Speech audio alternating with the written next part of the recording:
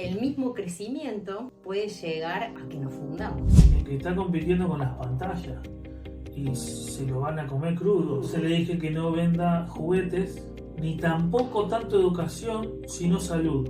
Con la parte que yo me quedé de la empresa era con la facturación más pequeña y con las deudas más grandes. Entonces ahí agarra y me dice, no, pero yo no quiero crecer, yo quiero estar tranquilo. Es opuesto, es crecer con la calma.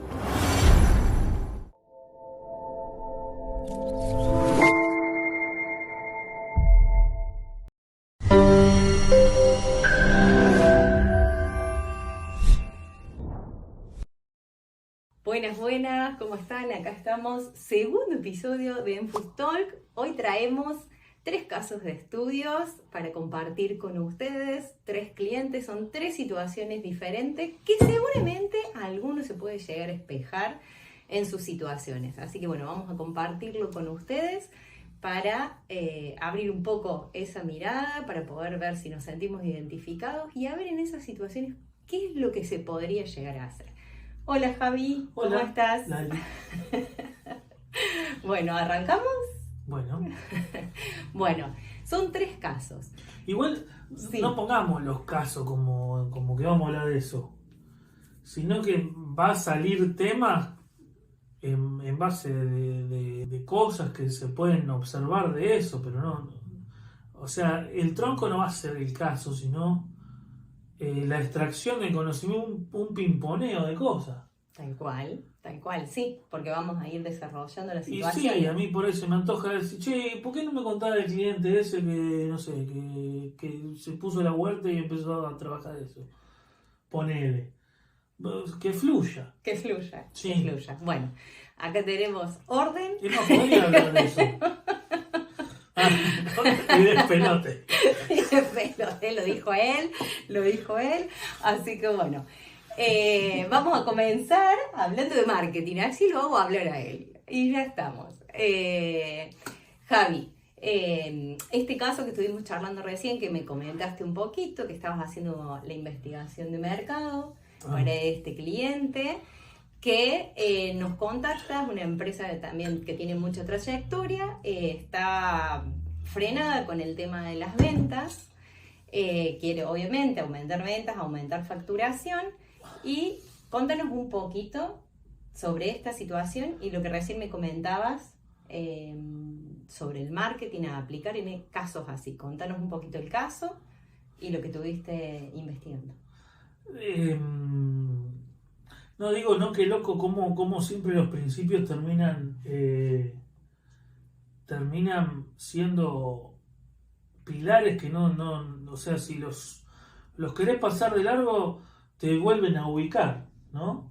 Este caso es de un tipo que tiene, un hombre grande ya, una fábrica de juguetes y vende juguetes a personas, a nicho de 3 a 11 años, es para educar. Uh-huh. Y entonces educa a través de la matemática, usaba principios de educación, es muy pasional el tipo también como lo transmite.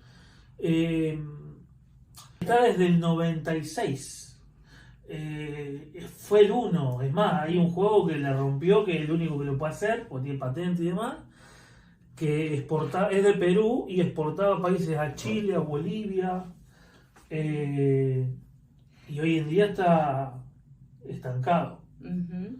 Vamos a contar un poquito de que se basan estos juegos en principios de psicopedagogía Montessori, Waldorf, de psicología, o sea, son productos muy buenos, en especial para desarrollar la investigación, la curiosidad del niño, el que pueda aprender a través del juego, que es algo que se está perdiendo hoy con la tecnología. Entonces, en esto que estuviste viendo, cuando me empezó a contar, que me empezó a mandar material y demás, antes de hacer la consulta y todo esto, lo primero que observé, que a él también le llamó la atención, en que está compitiendo con las pantallas y se lo van a comer crudo. Entonces le dije que no venda juguetes, ni tampoco tanto educación, sino salud. ¿Por qué? Porque la tendencia humana, biológica, es más, ya hablando desde Maslow, la supervivencia es lo principal. Entonces, es más fácil el que te pulse por miedo, el comprador, miedo a la pérdida, miedo al ganar algo. Me acuerdo, mira, Franken, cuando mandaba los correos, usaba la técnica que le llamaba cuello de hule. Hule vendría a ser plástico. Sí. ¿Por qué cuello de hule? Porque dice que cuando vos vas en el auto, vos vas por la autopista y ve un paisaje hermoso entre montañas y pero si vos llegas a ver un accidente o algo, enseguida se te hace la cabeza, viste, para el cuello de hule. Lo malo te causa curiosidad, intriga, y él en sus asuntos de correo gatillaba mucho con eso, con la pérdida, con el miedo. Después, bueno, en el correo, una vez que lo abrió, ya está, va con otro tema, una transición. Pero lo importante del asunto es que abra el correo, ¿no? Entonces, muchas veces vamos al miedo a la pérdida y demás. Y esto, sin ser malo, porque voy a decir, puta, pero acá va a sembrarle miedo a la gente. No, porque a la vez también educa de una manera. Porque yo le decía de que tiene que ir con el miedo a la gente, al daño que hacen las pantallas, esa inyección fuerte de dopamina que a los cerebros chiquititos los revienta, que incluso hay estudios que es una inyección más fuerte que la heroína. Después no tienen ellos ganas de jugar, curiosidad, se aburren. ¿Por qué? Porque están tan elevados con esa dopamina que llega un punto en que bueno, puede que a futuro cause muchas adicciones eso. Entonces, ir por ese lado también le ayuda a los padres a generarle esa conciencia, y a través de ese ángulo sin duda va a vender más, porque va a tener como enemigo a las pantallas, no va a estar en el mismo lado, ¿me entendés? Porque vos en la pantalla vos tenés juegos donde podés sumar, podés restar, y te pasan por arriba. Sí. Entonces, bueno, busca un enemigo en común, una oposición con valores, ¿entendés? Ahí tenés los valores de la marca, y después lo podés insertar. Obviamente hay otro elemento adentro, ¿no? Pero el posicionamiento y la comunicación, si lo virás un poco, no hace falta cambiar el producto. ¿Me explico? Y la comunicación estaría más dirigida a los padres que a los niños. Porque si nos ponemos a ver, los juegos de pantalla están bien orientados a los niños. Obviamente, a los padres y también a los docentes. Porque bien hizo este buen hombre, también tenía mensajes específicos para maestras, para, bueno, querer ganar dinero extra, entonces le daba, ¿viste como la farmacéutica con los médicos? Bueno, medio parecido con los docentes. Entonces, a ellos también educarlos, y bueno, ofrecerles también, viste que en el mundo docente le vale mucho el título, bueno, conseguir un aval de, bueno, tengo esta formación de la neurociencia o cómo el cerebro aprende o lo que fueren, a ellos les sirve y tienen un ingreso extra también. Pero lo fuerte sí es la educación. En los padres, la conciencia más que nada, ¿no? La concientización. Sí. Para los chicos. O sea que tiene un laburito de educación también para que llegue de manera adecuada el mensaje y esos juegos. Claro, Stuart, el que hablaba de los niveles de conciencia del mercado, y hay niveles, por ejemplo, hay gente que no sabe que tiene un problema. Después hay gente que sabe que tiene un problema pero no sabe que hay una solución. Después hay gente que sabe que tiene un problema y que puede haber una solución. Después que sabe que hay un problema, que hay una solución y que vos podés ser la solución. Y después está ya ahí la parte de compra. Bueno, él tiene que partir con el nivel de comunicación a los padres que no se dan cuenta de que tienen un problema a futuro con el chico ahora. Perfecto, o sea que a lo mejor pues alguien que está viendo, que también puede Ojalá estar, que nos vea, ¿no? que puede estar frenado en su facturación y a lo mejor el error está a dónde está apuntado el mensaje y cómo está armado ese mensaje, por lo que nos estás diciendo. Sí, es clave. Bueno, es clave todo, ¿no? Mensaje, mercado, medio, por qué canales.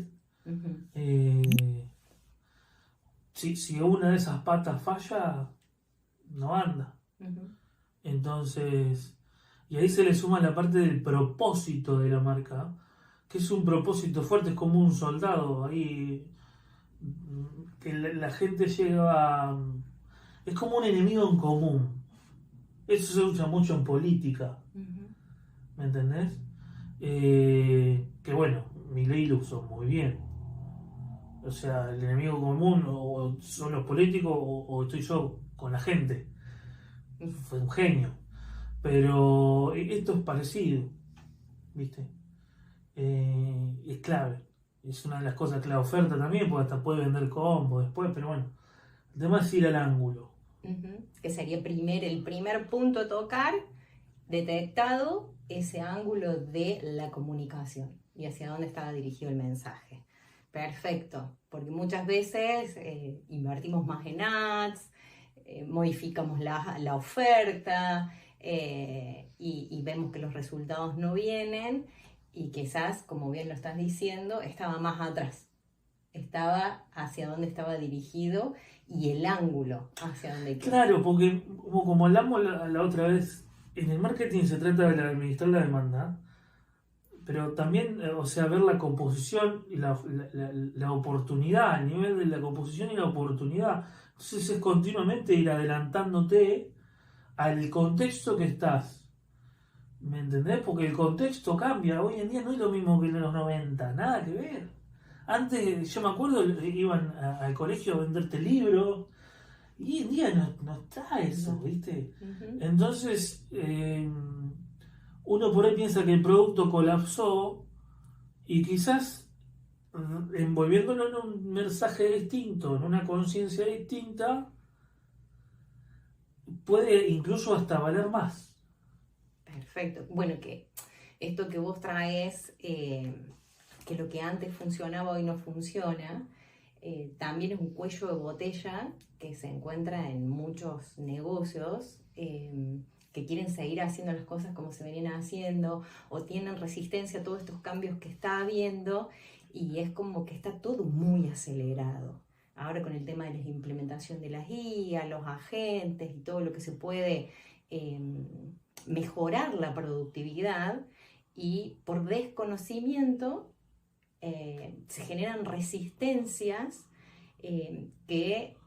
no sé, me imagino, ¿no? El querer cuidar a tu equipo de trabajo, el no saber cómo implementarlo, el decir, uy, tengo que invertir en esto, lo que invertí hace un año, hoy ya no me funciona, genera una especie de estrés para el empresario, que bueno, o sea, estamos en este camino que ya sabemos que es desafiante y que hoy más que nunca hay que actualizarnos para poder seguir este ritmo y para que proyectos como este que estábamos compartiendo eh, tengan esta llegada, porque es un producto y un servicio con un propósito muy noble, muy bueno, con un impacto social, con un impacto en los niños. Dinero espiritual, diría Ujú. Pablo Rico. Exacto.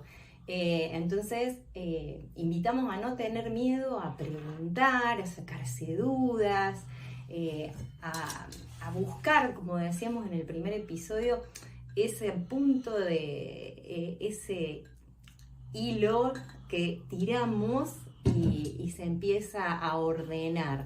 Pero tenemos que saber buscar como quirúrgicamente a ver dónde está esa situación de la empresa, como en este caso que contábamos, para poder aplicar, digamos, la solución específica para ese caso, como que no cada caso es único, que era un poco lo que hablábamos también en el episodio 1. Sí, el tema también de no ahogarse en la IA. Uh-huh. Porque si el tipo se metía en la IA, consultaba y preguntaba, es como que entra en un círculo ahí que no sale más. Uh-huh. Y él estuvo mucho tiempo probando con eso, ha contratado agencias. De hecho, la calidad del contenido, no el contenido o la comunicación, porque ya te digo, le giraría el ángulo, pero la calidad es buena, incluso tiene cosas hechas con IA en su Instagram, o sea, no está atrasado en eso, Uh-huh. pero sí está agarrado en la estrategia. Bueno, ahí está, vamos a traer eso de que habías dicho en el episodio anterior, de que potencia, si lo estoy haciendo bien, potencia, y si lo estoy haciendo mal, también potencia, ¿no? Entonces está bueno para tenerlo en cuenta.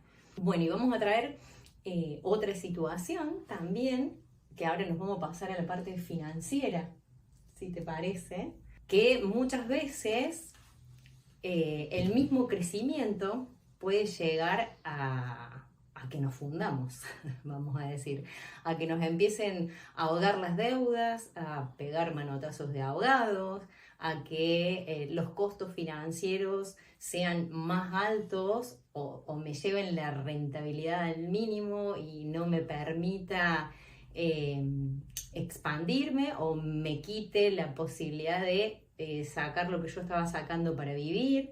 Hay diversas situaciones que se presentan cuando uno quiere crecer y empieza a tomar decisiones sin conocimientos financieros, sin hacer el análisis de la caja, de ver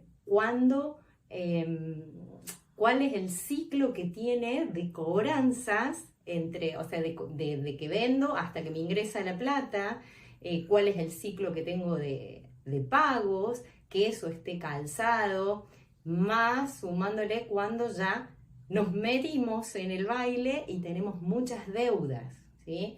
Se genera un cuello de botella que genera muchísimo estrés, muchísimo miedo. Se presenta también la situación del desorden financiero, de usar la caja de negocio como caja propia y no tener en cuenta que los negocios, como los ciclos de la vida, como los ciclos de la naturaleza, tenemos épocas de bonanza y épocas de vacas flacas, como les decimos acá, donde hay que ajustar los cinturones. Y si en las épocas de bonanzas yo saqué y me hice una casa en un country y me fui de vacaciones por el mundo y ese dinero no lo administré de manera correcta, cuando viene la época de vaca flaca, me veo totalmente atrapado por una situación financiera que no la estuve previendo, ¿sí? Esto no es ni para estar con miedo, sino que es justamente para decir, bueno, el dinero es importantísimo que sepamos gestionarlo dentro de la empresa, porque pasan situaciones, ¿no? De que bueno, como nos contaba este cliente que estaba con muchos miedos, porque las deudas lo tenían hasta el cuello y no sabe cómo salir de esa situación. Entonces, respecto a la parte financiera, ¿qué podríamos decirle para tener en cuenta de tener una finanzas lo más saludables posible dentro de la organización?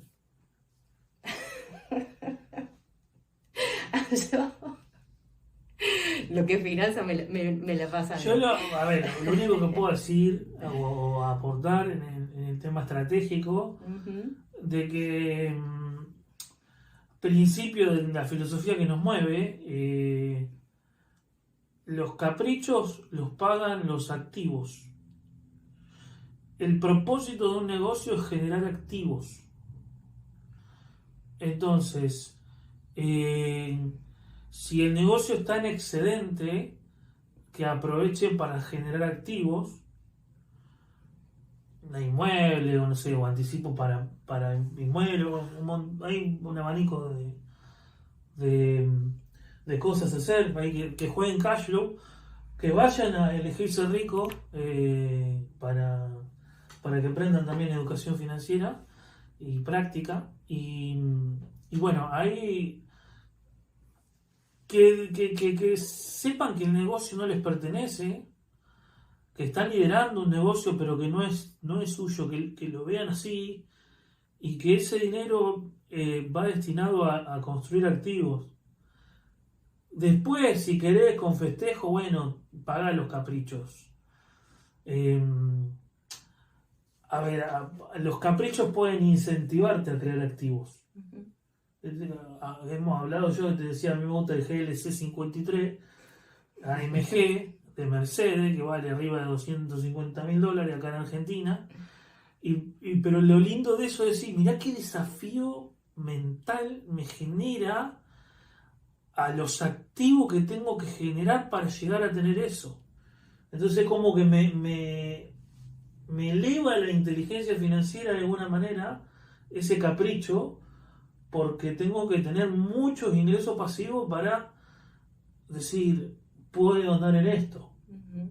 ¿Me explico? Es fácil, bueno, no tan fácil, pero es fácil que salga del negocio y lo... En especial con negocios que tienen buen flujo de caja. Es que el negocio tiene más flujo de caja que un activo, que un bien raíz, o por Ujú. ejemplo, es un músculo, pero precisamente para generar activos. Ujú. Entonces la gente se pierde en el flujo de caja del negocio y ya se cree que es rico, pero no, porque si para, el negocio también para.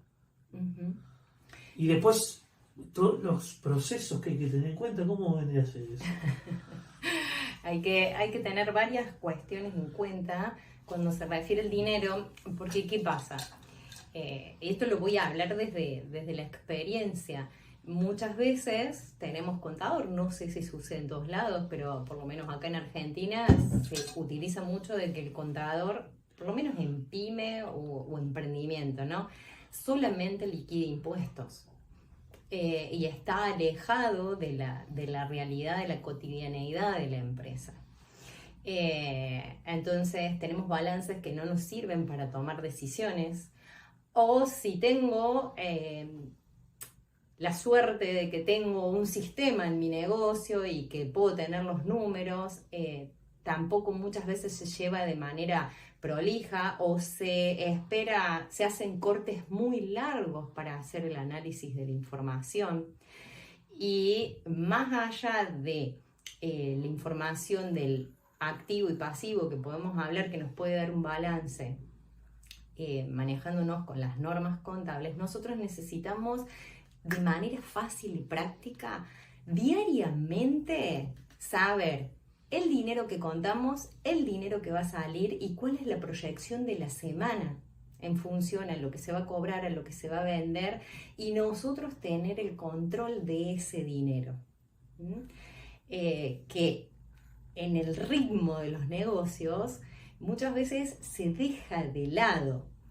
Y hay momentos, como les decía, donde hay excedente, donde estamos holgados, donde podemos tomar ciertas decisiones y le quitamos el ojo y nos vienen después situaciones como de improviso, donde si no tenemos una madurez emocional, de responsabilizarnos de, bueno, la pifié acá, empezamos a buscar culpables en nuestro equipo.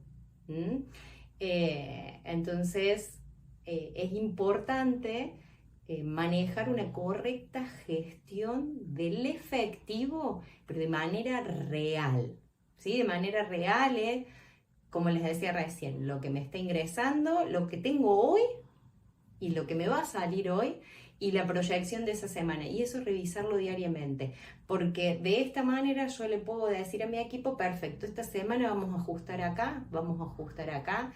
Por ejemplo, tenemos que, vamos a apuntar o planteamos objetivos de cobrar lo que tenemos en cuentas corrientes. Apliquemos una estrategia para este mes achicar las cuentas corrientes, para negociar con los proveedores para extender el plazo, para poder ofrecer a lo mejor productos ¿sí? De armar ofertas específicas que sean de contado.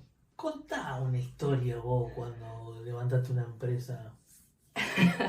¿Qué hiciste? Bueno, Y a la gente le gustan las historias, según el Toby. El Toby es el genio que hace la edición de los videos. A mí me pasó una situación donde en un momento se divide la empresa. Perdón, sí. encima personal. Acá voy a tirar un chivo de posicionamiento. Un gatillo. Un gatillo. Porque, a ver, empresas de clientes lo hemos hecho repetidas veces, ¿sí? Pero es distinto cuando te toca a vos que estás involucrado, que estás con las emociones. Es distinto ser un maestro de manual a un maestro real.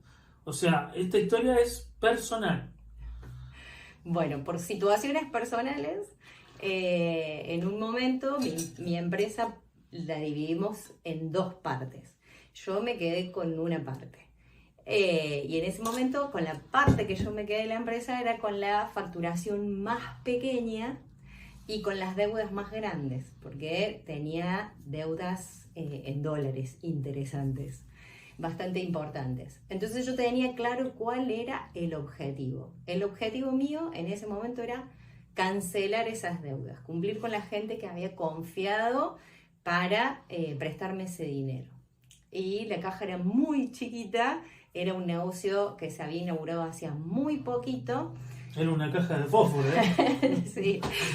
Entonces, la estrategia que apliqué, además de que, digamos, yo tengo conocimientos financieros, conocía de los productos que vendíamos, pero no estaba en la diaria con los clientes.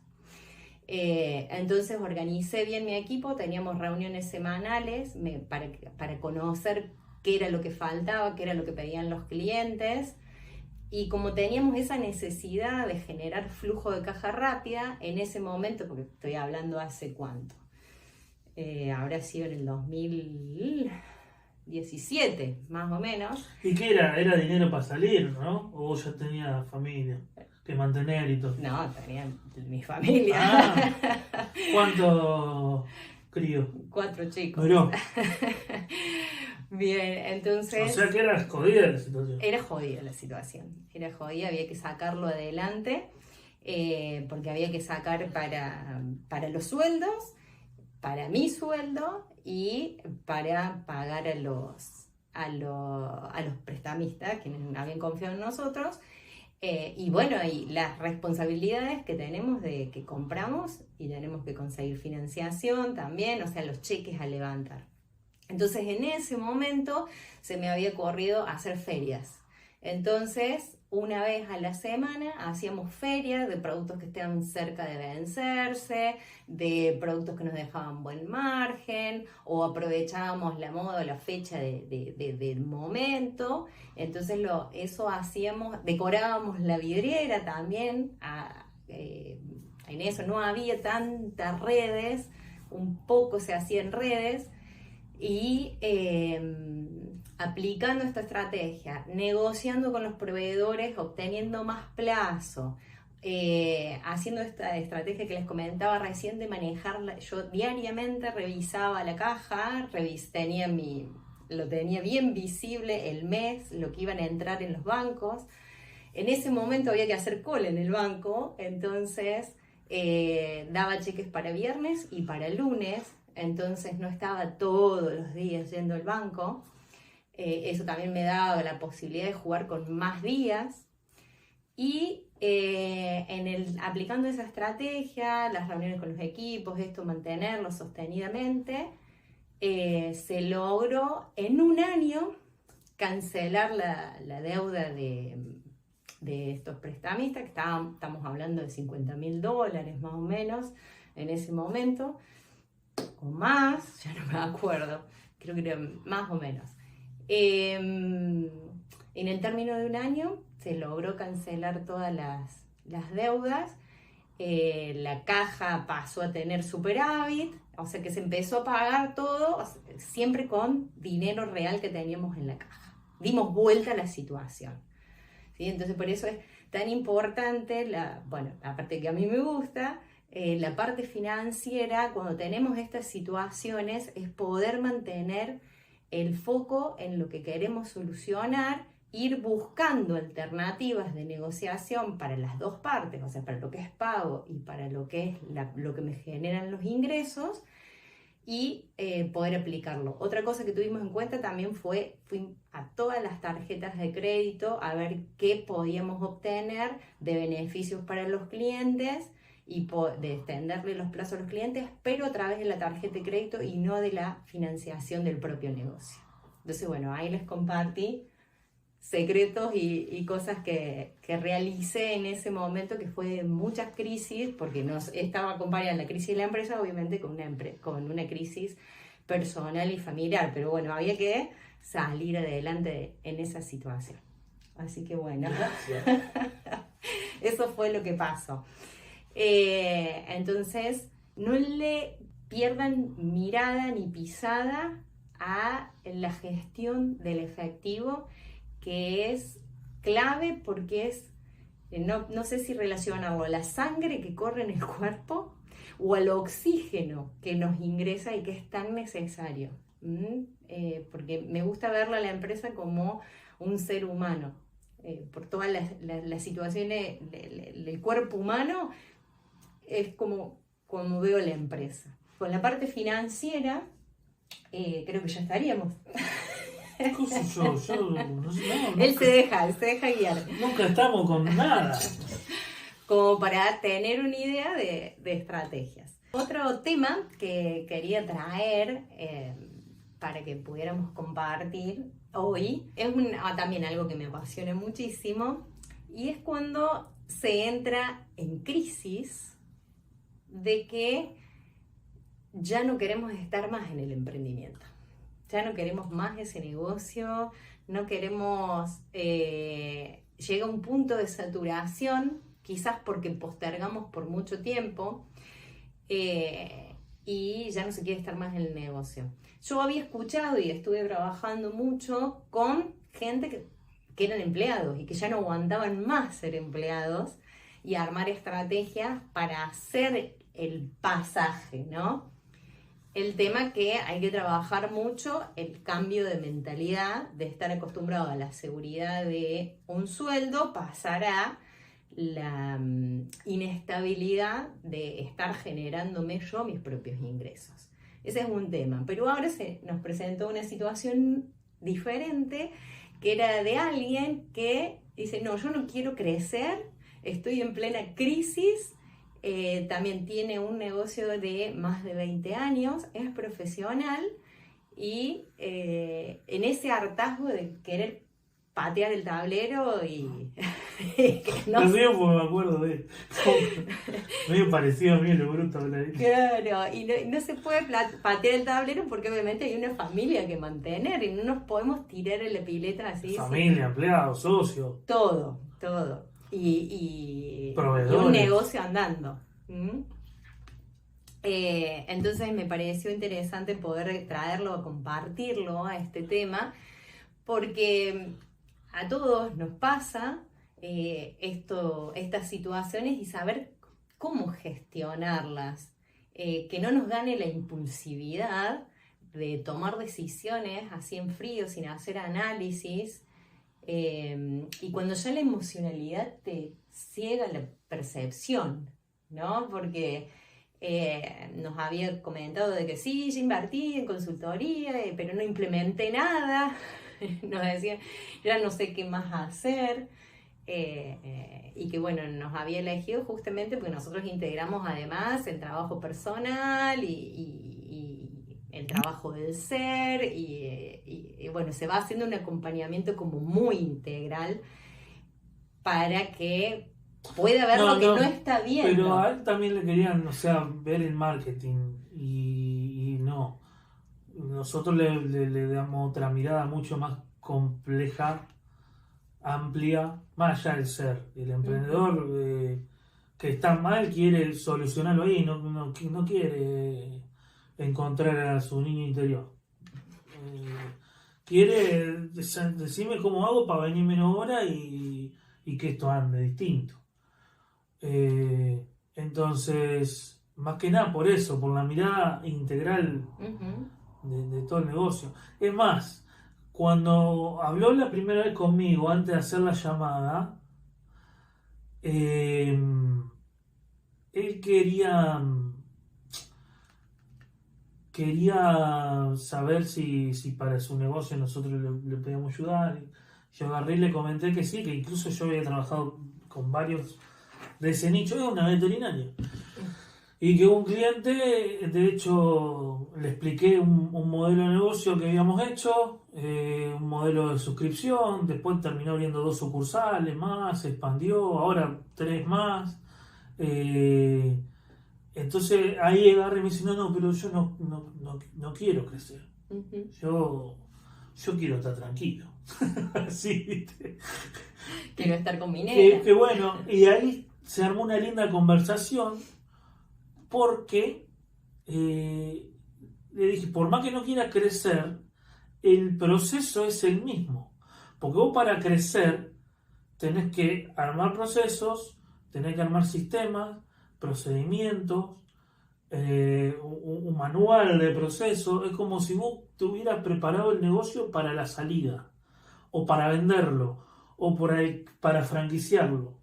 Lo más rentable del negocio es la propiedad intelectual, que eso se lo dije. Entonces, antes de expandir eso, primero tenés que sistematizar lo que ya tenés. Y sistematizando eso te da calma. O sea, no es opuesto el crecer con la calma. De hecho, bueno, Locuete Perú crece y está cada vez más tranquilo. Y de hecho, abrió otros negocios. Abrió un lavadero, después estaba con un tema de aire acondicionado. ¿Por qué? Porque tenía más tiempo. Porque dice, bueno, esto ya está andando. Y viste que a veces nosotros los emprendedores nos aburrimos si no hacemos algo. O crear algo. Con algo tenemos que renegar. Entonces se dejó de renegar con su negocio principal, que estaba en expansión, y se puso con otro. Entonces, el crecer no es opuesto a estar ordenado. Podemos decirle ordenado, es crecer sano, ¿no? Y ahí, bueno, después en la llamada tuvimos una linda conversación. Le gustó la idea de armar un negocio paralelo e incluso tras dejar su negocio armado, armar un negocio paralelo que vaya también de la mano con lo mismo, ¿no? O sea, poder vender los procesos que él hizo, el sistema que él hizo, que lo pudo sacar del negocio. Y de hecho, mentorear a otras veterinarias para que hagan lo mismo. Y qué mejor que él, que es un ejemplo propio, como que está hablando con un par. Exacto. Es maravilloso. Sí, tal cual. Entonces entra ahí, fíjate, Maslow siempre está en la autorrealización cuando entra en otro. Exacto, porque él justamente lo que le había pasado es de la parte operativa, vamos a decir, era lo que lo tiene cansado. Y es lo que quiere salirse. Y nos contó, bueno, que había estado haciendo distintas formaciones y que había estado viendo distintas cosas para hacer, pero no estaba valorando todo el esfuerzo que hizo en lo que tiene. Entonces, poder ordenar su negocio, ya sea, como dice Javi, que sea para venderlo, que ya lo vendes ordenado, o franquiciarlo, o dejarlo funcionando y vengo a revisar que esté todo bien y yo puedo dedicarme a otra cosa, o como surgió ahí en la charla que dice, a mí vender me gusta. Entonces, también cuando nos referimos a la integración del ser, el integrar lo que somos, es poder reconocer esas cuestiones que a nosotros nos gustan, nos apasionan, nos mantiene ese fueguito encendido, nos sale fácil, tenemos experiencia y estamos en incoherencia cuando no nos dedicamos a eso, ¿sí? Pero a realizarlo de manera impulsiva, tomar una decisión de manera impulsiva, llevados por una saturación, por una cuestión emocional, no está bueno porque en este caso no está mirando todo lo que ha construido, que es un capital súper importante para sostener lo nuevo que quiera llegar a hacer, o a lo mejor se apasiona con la propuesta que le hicimos y tiene su marca, su proceso y puede capacitar a otros con el éxito de lo que ha llevado adelante. Se apasionó. Le gustó la idea. Claro, ¿cómo a lo mejor se apasiona? Le gustó la idea. Lo que pasa que, bueno, cuando estás teniendo la charla y viste que están con esa situación de crisis existencial, es poder sostener el proceso de cambio. Poder sostener esos desafíos. Bueno, entonces sí se mantiene, pero ¿le gustó? Bueno, entonces ya estamos con el tiempo de hoy, me parece, con este Food Talk. Sí, ¿hay algún tema que te gustaría traer, presentar? No sé. ¿Vieron que al final se termina haciendo los 3 casos que yo les dije que íbamos a hablar? Bueno, esperamos que les haya servido estos ejemplos que le hemos traído, estos casos, estas situaciones. Obviamente que nos encantaría conocer un poquito, a ver cuál es lo que más le ha pasado. Claro. ¿Qué situaciones a ustedes les interesa? Poné me gusta, suscribite y compartí.